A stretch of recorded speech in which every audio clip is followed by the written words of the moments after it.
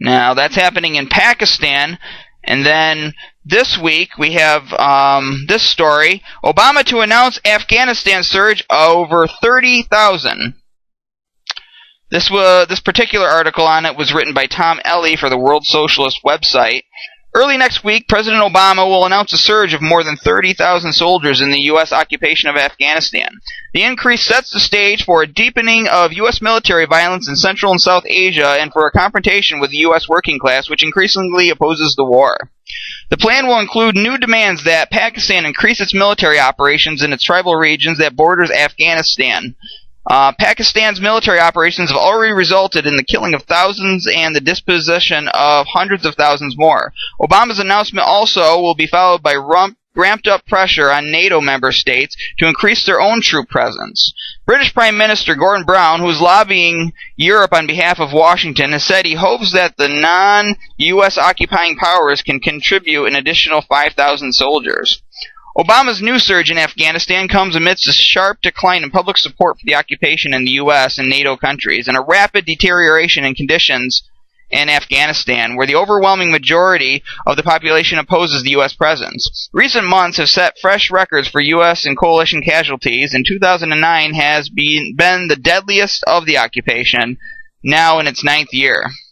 The decision comes, moreover, days after the reinstallation of Hamid Karzai as Afghan president, the result of an election ordered and overseen by the U.S. and United Nations, characterized by such rampant fraud that even the Obama administration was forced to acknowledge doubts over its legitimacy. In the days leading up to Obama's announcement, Washington has sought to polish Karzai's image. According to McClatchy, that's a website, beginning last week, Clinton suddenly adopted a more conciliatory tone toward Karzai, whom she said other administration officials had been pressing to clean up the rampant corruption and cut his ties to local warlords, some of whom traffic in opium. Among these local warlords is Hamid Karzai's brother, Ahmed Wali Karzai. We have this article from Reuters. Pentagon budget must rise to fund current plans. This was on November the 20th, written by Jim Wolfe. U.S. defense spending in coming years must rise roughly 6% on average from the record sum set by President Barack Obama this year just to meet current plans. Congress's budget office said on Wednesday an average of $567 billion would be needed annually in constant 2010 dollars from 2011 to 2028, not including any war funding, the nonpartisan Congressional Budget Office estimated.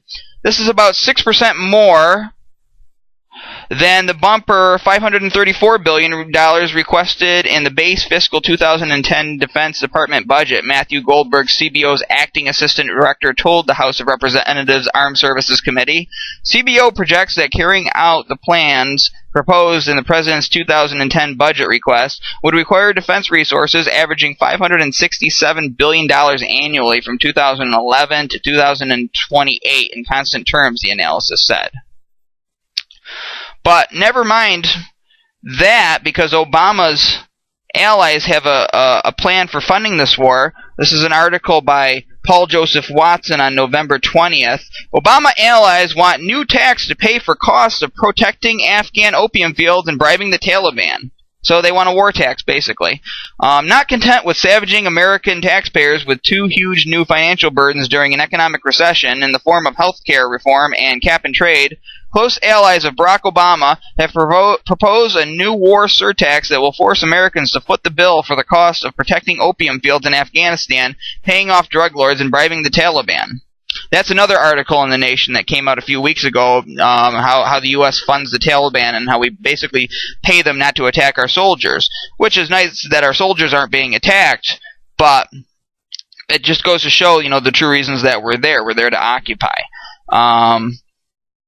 Now, the next paragraph, warning that the cost of occupying Afghanistan is a threat to the Democrats' plans to overhaul health care. Lawmakers have announced their plan to make Americans pay an additional war tax that will be taken directly from their income, never mind the fact that around 36% of federal taxes already go to paying for national defense. The move is being led by the appropriately named House Appropriations Committee Chairman Dave Obey, Representative John Murtha, who chairs that panel's Defense Subcommittee, and House Financial Services Committee Chairman Barney Frank. The tax would apply to anyone earning as little as $22,600 per year in 2011. What precisely would this extra tax be used to pay for? Namely, bribing the Taliban, paying off CIA drug lords, and protecting heroin-producing opium fields. Numerous reports over the past weeks have confirmed that the U.S. military is paying off the Taliban with bags of gold to prevent them from attacking vehicle convoys, proving that there is no real war in Afghanistan, merely a business agreement that allows the occupiers to continue their lucrative control of record opium exports while they finalize constructions of dozens of new military bases from which to launch new wars. The Afghan opium trade has exploded since the U.S. invasion of Afghanistan, following a lull after the Taliban had imposed a crackdown. According to the UN, the drug trade is now worth $65 billion. Afghanistan produces 92% of the world's opium, with the equivalent of at least 35,000 tons leaving the country each year. Our next story is from the Huffington Post. It was on November the 25th, written by Desmond Butler. Obama follows Bush lead, won't sign landmine treaty.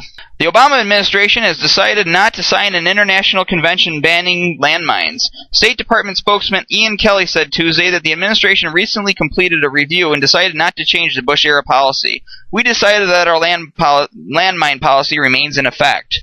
More than 150 countries have agreed to the mine ban treaty's provisions to end the production, use, stockpiling, and trade in mines.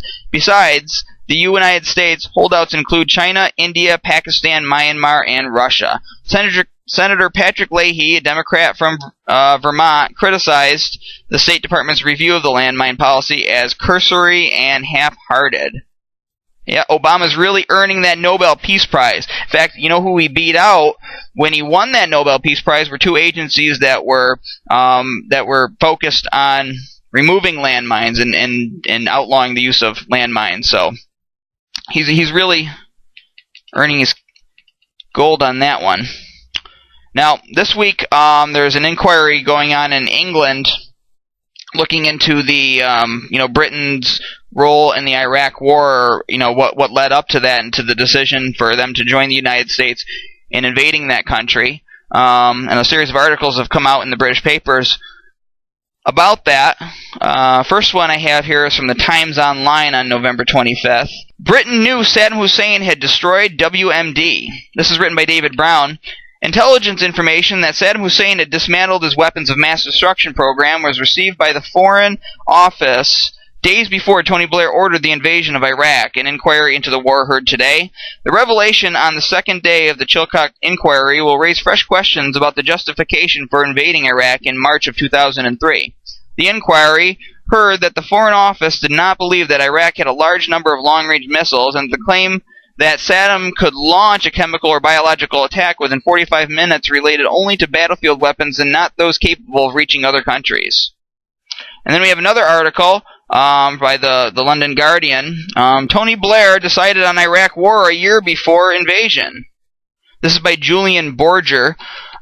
Tony Blair's government decided up to a year before the Iraq invasion that it was a complete waste of time to resist the U.S. drive to oust Saddam Hussein, opting instead to offer advice on how it should be done, the former British ambassador to Washington said today. Sir Christopher Meyer, testifying to the Chilcott Inquiry into Britain's role in the war, made it clear that once the British administration decided to take military action, the Blair government never considered opting out or opposing it. He said that the timing of the invasion was dictated by the unforgiving nature of the military buildup rather than the outcome of diplomacy or UN weapons inspections, which had not been given sufficient time. British officials were left scrabbling for the smoking gun, evidence for Iraqi weapons of mass destruction as preparations continue.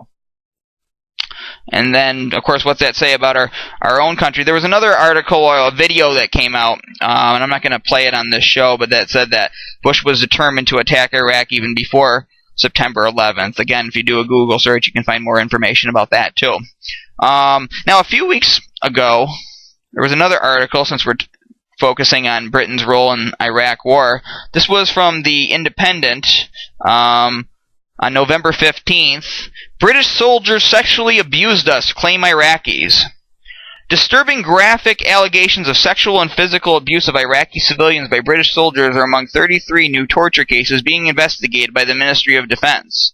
The fresh claims include allegations that female and male soldiers sexually abused and humiliated detainees in camps in southern Iraq, prompting comparisons with the torture practices employed by U.S. soldiers at the notorious Abu Ghraib prison in Baghdad. In one case, British soldiers are accused of piling Iraqis on top of each other and subjecting them to electric shocks, an echo of the abuse at the notorious U.S. detention center that came to light in 2004. Lawyers and human rights groups warned yesterday that the British Army may face hundreds of claims of sexual and physical abuse after it was revealed that the Ministry of Defense was investigating the 33 cases.